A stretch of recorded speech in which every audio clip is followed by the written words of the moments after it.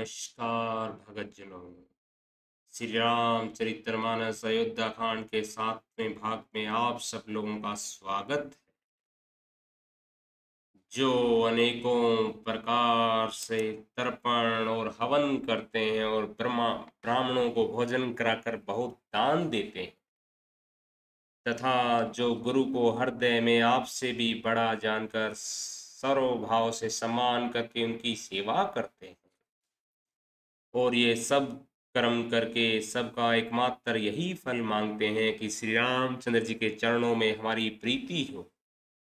उन लोगों के मन रूपी मंदिरों में सीता जी और रघुकुल को आनंदित करने वाले आप दोनों बसी, जिनके न तो काम क्रोध मद अभिमान और मोह है, न लोभ न शोभ न राग न द्वेष न कपट दम्भ और माया ही है।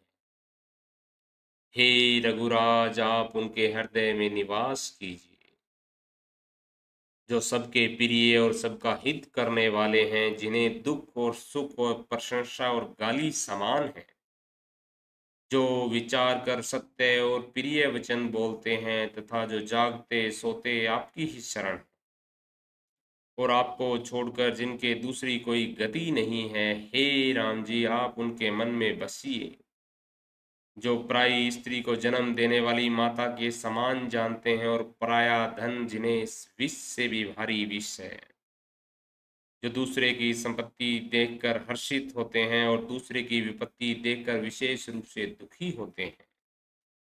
और हे राम जी, जिन्हें आप प्राणों के समान प्यारे हैं और उनके मन आपके रहने योग्य शुभ भवन है।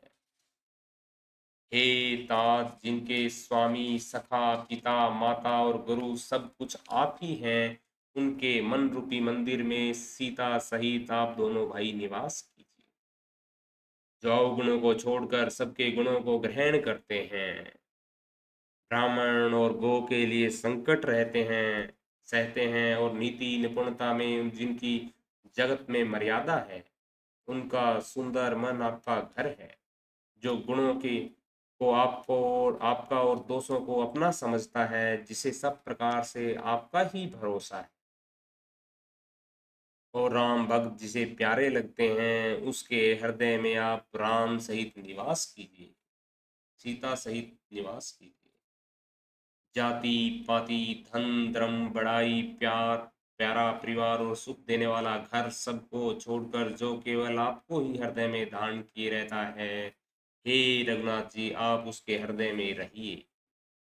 स्वर्ग नरक और मोक्ष जिसकी दृष्टि में समान है, क्योंकि वह जहाँ तहाँ सब जगह केवल धनुष बाण धार किए हुए आपको ही देखता है, और जो कर्म से वचन से और मन से आपका दास है, हे राम जी, आप उनके हृदय में डेरा कीजिए, जिसको कभी कुछ भी नहीं चाहिए और जिसका आपसे स्वाभाविक प्रेम है, आप उसके मन में निरंतर निवास कीजिए, वह आपका अपना घर है। इस प्रकार मुनि श्रेष्ठ वाल्मीकि जी ने श्री रामचंद्र जी को घर दिखाए। उनके प्रेम पूर्वक पूर्ण वचन श्री राम जी के मन को अच्छे लगे। फिर मुनि ने कहा, हे सूर्यकुल के स्वामी, सुनिए, अब मैं इस समय के लिए सुखदायक आश्रम करता हूँ। आप चित्रकूट पर्वत पर निवास कीजिए, वहाँ आपके लिए सब प्रकार की सुविधा है। सुहावना पर्वत है और सुंदर वन है, वह हाथी सिंह हिरण और पक्षियों का विहार स्थल है। वहाँ पवित्र नदी है जिसकी प्राणों ने प्रशंसा की है, और जिसको अत्रि ऋषि की पत्नी अनसुईया जी अपने तपोबल से लाई थी, वह गंगा जी की धारा है। उसका मंदाकिनी नाम है। वह सब पाप रूपी बालकों को खा डालने के लिए डाकिनी का रूप है। अत्रि आदि बहुत से श्रेष्ठ मुनि वहाँ निवास करते हैं, जो जब तप करते हुए शरीर को कसते हैं। हे राम जी, चलिए सबके परिश्रम को सफल कीजिए और पर्वत क्षेत्र श्रेष्ठ चित्रकूट को भी गौरव दीजिए। महामुनि वाल्मीकि जी ने चित्रकूट की अपरिमित महिमा बखान कर कही। तब सीता जी सहित दोनों भाइयों ने आकर श्रेष्ठ नदी मंदाकिनी में स्नान किया। श्री रामचंद्र जी ने कहा, लक्ष्मण, बड़ा अच्छा घाट है, अब यहीं कहीं ठहरने की व्यवस्था करो। तब लक्ष्मण जी ने नदी के उत्तर के ऊंचे किनारे को देखा और कहा, उसके चारों ओर धनुष के जैसा एक लाल फिरा हुआ है, एक नाला फिरा हुआ है। नदी उस धनुष की प्रतंग प्रत्यंचा यानी डोरी है, और सम दम दान दान उसके बाण है। कलयुग के समस्त पाप उसके अनेकों हिंसक पशु हैं। चित्रकूट ही मानो अंचल शिकारी है, जिसका निशाना कभी चूकता नहीं और जो सामने से मारता है। ऐसा कहकर लक्ष्मण जी ने स्थान दिखलाया। स्थान को देखकर श्री रामचंद्र जी ने सुख पाया। जब देवताओं ने जाना कि श्री रामचंद्र जी का मन वहां रम गया है, तब वे देवताओं के प्रधान थवई मकान बनाने वाले विश्वकर्मा जी को साथ लेकर चले। जब देवता कोल भीलों के वेश में आए, उन्होंने पत्तों और घासों के सुंदर घर बना दिए। दो ऐसी सुंदर कुटिया बनाई जिसका वर्णन नहीं हो सकता। इनमें एक बड़ी बहुत सुंदर छोटी सी थी और दूसरी एक बड़ी सुंदर छोटी सी थी और दूसरी बड़ी थी। लक्ष्मण जी और जानकी जी सहित प्रभु श्री रामचंद्र जी सुंदर घास पत्तों के घर में शोभायमान है। मानो कामदेव मुनि का वेश धारण करके पत्नी रति और वसंत ऋतु के साथ सुशोभित हो रहे हैं। उस समय देवता नाग किन्नर और दिक्पाल चित्रकूट में आए और श्री रामचंद्र जी ने सब किसी को प्रणाम किया। देवता नेत्रों का लाभ पाकर आनंदित हुए। फूलों की वर्षा करके देव समाज ने कहा, हे नाथ, आज आपके दर्शन पाकर हम सनाथ हो गए। फिर विनती करके उन्होंने अपने दुसह दुख सुनाए और हर्षित होकर अपने अपने स्थानों को चले गए। श्री रघुनाथ जी चित्रकूट में आ बसे। यह समाचार सुनकर बहुत से मुनि आए। रघुकुल के चंद्रमा श्री रामचंद्र जी ने मुदित हुई मुनि मंडली को आते देखकर दंडवत प्रणाम किया। मुनिगण श्री रामचंद्र जी को हृदय से लगा लेते हैं और सफल होने के लिए आशीर्वाद देते हैं।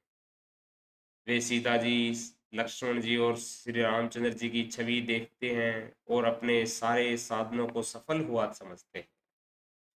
प्रभु श्री रामचंद्र जी ने यथा योग्य सम्मान करके मुनि मंडली को विदा किया। वे सब अपने अपने आश्रम में अब स्वतंत्रता के साथ योग जप यज्ञ और तप करने लगे। यह समाचार जब कोल भीलों ने पाया, तब वे बड़े ही हर्षित हुए, मानो नवों निधियां उनके घर पर आ गई। वे दोनों वे दोनों में कंद मूल फल भरकर चले, मानो दरिद्र सोना लूटने के लिए चले हो। उनमें से जो दोनों भाइयों को पहले देख चुके थे, उनसे दूसरे लोग रास्ते में जाते हुए पूछते। इस प्रकार श्री रामचंद्र जी की सुंदरता कहते सुनते सबने आकर श्री रामचंद्र जी के दर्शन किए। भेंट आगे रखकर वे लोग जोहर करते हैं और अत्यंत अनुराग के साथ प्रभु को देखते हैं। वे मुग्ध हुए, जहां के तहां मानो चित्रलेख से खड़े हैं। उनके शरीर पुलकित हैं और नेत्रों में प्रेमाश्रुओं के जल की बाढ़ आ रही है। श्री राम जी ने उन सबको प्रेम में मगन जाना और प्रिय वचन कहकर उनका सम्मान किया। वे बार बार प्रभु श्री रामचंद्र जी को जोहार करते हुए हाथ जोड़कर विनती करते हैं, हे नाथ, प्रभु के चरणों का दर्शन पाकर अब हम सब सनाथ हो गए। हे कौशलराज, हमारे ही भाग्य से आपका वहां शुभागमन हुआ। हे नाथ, जहाँ जहाँ आपने अपने चरण रखे हैं, वे पृथ्वी वन मार्ग और पहाड़ धन्य हैं। वे वन में विचरण करने वाले पक्षी और पशु धन्य हैं, जो आपको देखकर जन्म सफल हो गए। हम सब भी अपने परिवारजनों सहित धन्य हैं, जिन्होंने नेत्र भरकर आपका दर्शन किया है। आपने बड़ी अच्छी जगह विचार कर निवास किया है। यहाँ सभी ऋतुओं में आप सुखी रहिएगा। हम लोग इस प्रकार से सब प्रकार से हाथी सिंह सर्प और बाघों से बचाकर आपकी सेवा करेंगे। हे प्रभु, यहाँ के बिहड़ वन पहाड़ गुफाएं और गोह सब पग पग हमारे देखे हुए हैं। हम वहाँ वहाँ आपको शिकार खिलाएंगे और तालाब, झरने आदि जलाशय को दिखावेंगे। हम कुटुंब समेत आपके सेवक हैं, हे नाथ, इसलिए हमें आज्ञा देने में संकोच न कीजिएगा। जो वेदों के वचन और मुनियों के मन को भी अलग है, अगम है। वे करुणा के धाम प्रभु श्री रामचंद्र जी भीलों के वचन इस तरह सुन रहे हैं जैसे पिता बालकों के वचनों को सुनता है। श्री रामचंद्र जी को केवल प्रेम प्यारा है, जो जानने वाला हो वह जान ले। तब श्री रामचंद्र जी ने प्रेम से परिपुष्ट हुए कोमल वचन कहकर उन सब मन में विचरण करने वाले लोगों को संतुष्ट किया। फिर उनको विदा किया। वे सिर नवाकर चले और प्रभु के गुण कहते सुनते घर आए। इस प्रकार देवता और मुनियों को सुख देने वाले दोनों भाई सीता जी समेत वन में निवास करने लगे। जब से श्री रघुनाथ जी वन में आकर रहे, तब से वह वन मंगलदायक हो गया। अनेकों प्रकार के वृक्ष फूलते और फलते हैं और उन पर लिपटी हुई सुंदर बेल के मंडप तने हैं। वे कल्प वृक्ष के समान स्वाभाविक ही सुंदर हैं, मानो वे देवताओं के वन को छोड़कर आए। भौरों की पत्तियां बहुत ही सुंदर गुंजार करती हैं और सुख देने वाली शीतल मंद सुगंधित हवा चलती रहती है। नीलकंठ, कोयल, तोते, पपीहे, चकवे और चकोर आदि पक्षी कानों को सुख देने वाली और चित्त को चुराने वाली तरह तरह की बोलियां बोलते हैं। हाथी, सिंह, बंदर, सुअर और हिरण ये सब वैर छोड़कर साथ साथ विचरते हैं। शिकार के लिए फिरते हुए श्री रामचंद्र जी की छवि को देखकर पशुओं के समूह विशेष आनंदित होते हैं। जगत में जहाँ तक देवताओं के वन हैं, सब श्री रामचंद्र जी के वन को देखकर सिंहाते हैं। गंगा, सरस्वती, सूर्य कुमारी, यमुना, नर्मदा, गोदावरी और धन्य नदियां, सारे तालाब, समुद्र, नदी और अनेकों नंद सब मंदाकिनी की बड़ाई करते हैं। उद्याचल, अस्ताचल, कैलाश, मंदराचल और सुमेरु आदि सब देवताओं के रहने के स्थान हैं। और हिमालय आदि जितने पर्वत हैं, सभी चित्रकूट का यश गाते हैं। विंध्याचल बड़ा आनंदित है, उसके मन में सुख समाता नहीं, क्योंकि उसके बिना परिश्रम ही बहुत बड़ी बड़ाई पाली है। चित्रकूट के पक्षी, पशु, बेल, वृक्ष, तृण, अंकुरादि सभी जातियां पुण्य की राशि है और धन्य है। देवता दिन रात ऐसा करते हैं। आंखों वाले जीव श्री रामचंद्र जी को देखकर जन्म का फल पाकर शोक रहित हो जाते हैं और अचर भगवान की चरण रज का स्पर्श पाकर सुखी होते हैं। यों सभी परम पद के अधिकारी हो गए। वह वन और पर्वत स्वाभाविक ही सुंदर, मंगलमय और अत्यंत पवित्रों को भी पवित्र करने वाला है। उसकी महिमा किस प्रकार कही जाए, जहाँ सुख के समुंदर श्री राम जी ने निवास किया है।